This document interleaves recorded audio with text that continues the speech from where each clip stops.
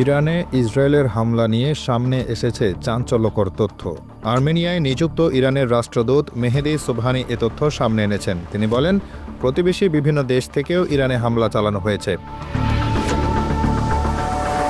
শনিবার মেহের নিউজের এক প্রতিবেদনে এ তথ্য জানানো হয়েছে। মেহেদি সুবহানি দাবি করেছেন, ইসরায়েল ইরান যুদ্ধের সময় ইরানে ব্যবহৃত কিছু ক্ষেপণাস্ত্র এবং মাইক্রো এয়ার ভেহিকল প্রতিবেশী দেশগুলোর ভূখণ্ড থেকে ইরানে প্রবেশ করেছে বলে গোয়েন্দা তথ্য পাওয়া গেছে।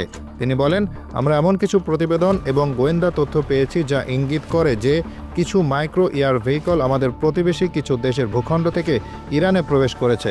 এ কারণেই আমাদের প্রেসিডেন্ট আজারবাইজানের প্রেসিডেন্টের সঙ্গে ফোনালাপে বিষয়টি গুরুত্ব সহকারে তদন্তের অনুরোধ করেছেন।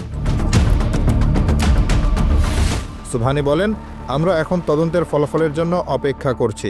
সেগুলো স্পষ্ট হলে আমরা প্রয়োজনীয় প্রতিক্রিয়া জানাব। ইসরায়েল আমাদের প্রতিবেশী দেশের ভূখণ্ডকে ব্যবহার করে হামলা করার সম্ভাবনা রয়েছে।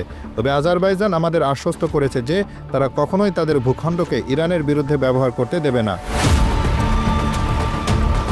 ইসরায়েলি শাসক গোষ্ঠী কোনো আইন মেনে চলে না। তাদের দ্বারা যে কোনো ধরনের অপব্যবহার সম্ভব। এর সম্ভাবনা উড়িয়ে দেওয়া যায় না।